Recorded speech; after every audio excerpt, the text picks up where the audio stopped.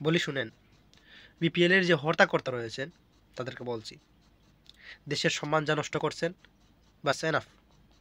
দেশের যে সম্মানটা যে ধূলিসাৎ করছেন এটাই এনাফ। আর আর এগিয়ে যায়েন না।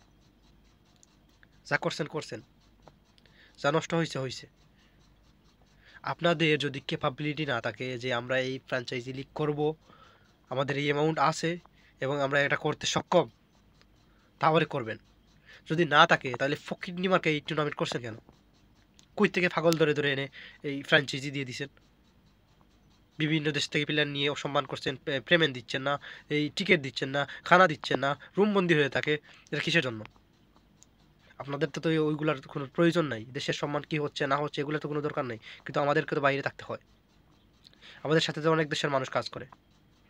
একজন পাকিস্তানি এসে যখন বলে আমাদের দুইটা প্লেয়ার খেলতে যাওয়া বাংলাদেশে বিপিএলে, দুজনকেই বন্দি করে রাখা হয়েছে, পেমেন্ট দিচ্ছে না, হোটেল বন্দি রয়েছে, তখন আমাদের তো এর মুখটার মুখ থাকে না। আপনাদের তো সমস্যা নাই। আপনাদের তো, আপনাদের যে নুন হলেও যা, চিনি হলেও তা, ঠিক আছে না? এই চট্টগ্রাম, এই রাজশাহী, এরা যা প্লেয়ারদের নিয়ে যা করছে, আপনার এই হুশ ঠান্ডার কী দরকার? যদি তোর পেমেন্ট দিতে না পারস, অর্ধেক পেমেন্ট আটকিয়ে রেখে রেখে দিয়েছে। ওরা বিভিন্ন দেশে দেশে ঘুরে, এরা কি বলবে না যে বাংলাদেশে এই কাম করেছে? বলবে না এরা?